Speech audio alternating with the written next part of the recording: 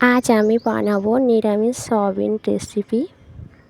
নিরামিষ দিনে এমন রেসিপি থাকলে মাছ মাংস কিছুই লাগবে না। তো আমি একটা কড়াইতে 5 ফোড়ন ভেজে নিচ্ছি। হালকা ভেজে নেব, একটু লাল লাল হয়ে গেছে, ভালো করে একটু ভেজে নিয়েছি। এবার তুলে নেব। এখানে সয়াবিনগুলো 5 মিনিট ভিজিয়ে রেখেছিলাম গরম জলে। গরম জল থেকে তুলে ভালো করে ধুয়ে নেব, ঠান্ডা জল দিয়ে 2-3 বার করে ভালো করে ধুয়ে নেব। ঠান্ডা জল দিয়ে। তারপর চেপে চেপে সয়াবিনগুলো তুলে নেব জল ছাড়িয়ে। এখানে নিয়ে নিয়েছি 4টে সেদ্ধ আলু। সয়াবিনগুলো ভালো করে জল চেপে চেপে তুলে নেব সব।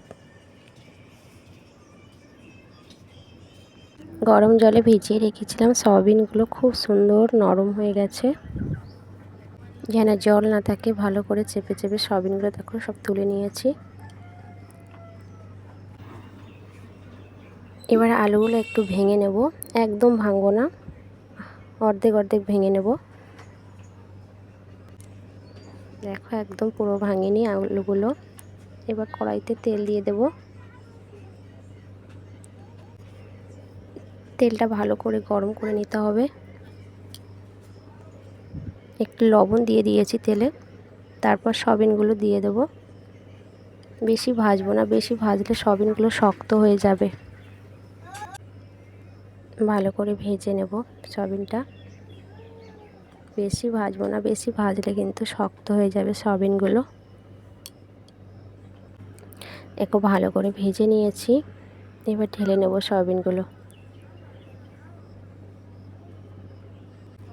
হালকা হালকা ভেজেছি সয়াবিনগুলো, বেশি ভাজলে শক্ত হয়ে যাবে, সেই জন্য হালকা ভেজে নিয়েছি। এবার মিক্সিতে নিয়ে নিচ্ছি আদা, 2টো শুকনো লঙ্কা, কাঁচা লঙ্কা, একটা টমেটো, আর এখানে নিয়ে নিচ্ছি হলুদ গুঁড়ো, ধনে গুঁড়ো, জিরে গুঁড়ো, এখানে নিয়ে নিলাম লাল লঙ্কা গুঁড়ো। এবার এটা অল্প করে জল দিয়ে গুলে নেব। গুঁড়ো মশলাটা জল দিয়ে গুলে নিলে বাটা মশলার মতো কিছুটা টেস্ট হয়, সেজন্য হালকা করে জল দিয়ে গুলে নিলাম মশলাটা। ভালো করে একটু ঘেঁটে নেব।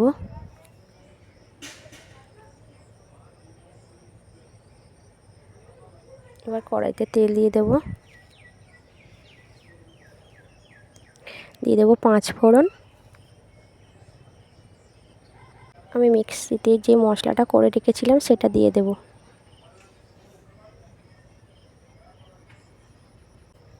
তারপর গুঁড়ো মশলাটা গুলে রেখেছিলাম সেটা দিয়ে দেব।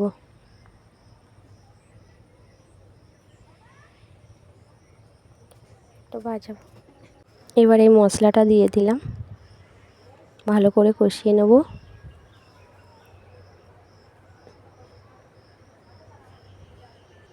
ভালো করে একটু কষিয়ে নেব।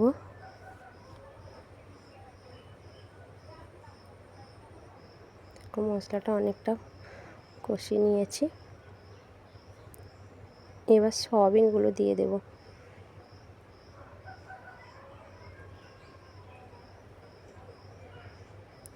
এবার সয়াবিনগুলো দিয়ে আরেকটু কষিয়ে নেব।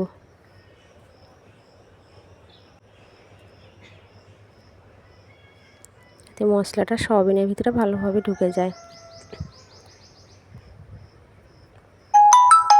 খুব ভালো করে কষিয়ে নিয়েছি। এবার আলুটা দিয়ে দেব। আলুটা আমি কিন্তু পুরোটাই ভাঙিনি, অর্ধেক অর্ধেক ভেঙে ভেঙে দিয়েছি। আলুটা দিয়ে ভালো করে কষিয়ে নেব।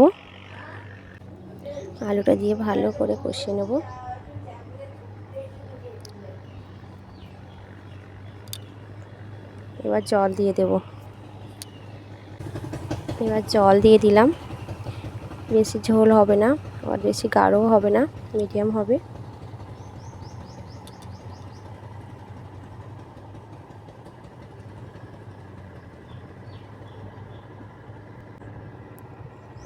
পাঁচফোড়নটা ভেজে রেখেছিলাম, সেটা গুঁড়ো করে নেব। সেটা গুঁড়ো করে নিয়েছি।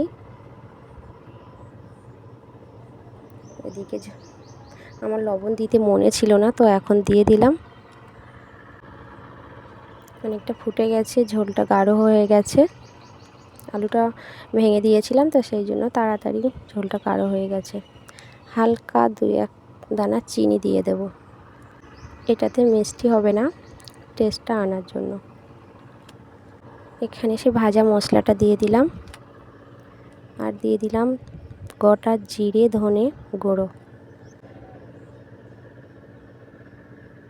তরকারিটা হয়ে এসেছে একেবারে। নিরামিষ দিনে এমন রেসিপি থাকলে মাছ মাংস আর কিছুই লাগবে না। আমার মতো এমন করে কেউ বানিয়েছো নাকি কমেন্টে জানিও, আর না বানিয়ে থাকলে একবার বানিয়ে খেয়ে দেখো, খুব ভালো লাগবে। ভালো লাগলে লাইক কমেন্ট করবে। চ্যানেলে যারা নতুন আছো সাবস্ক্রাইব করে দেবে চ্যানেলটা।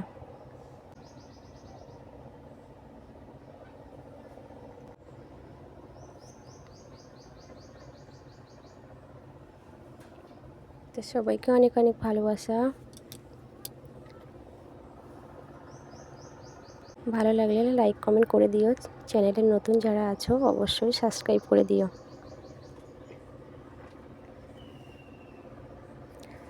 টাটা।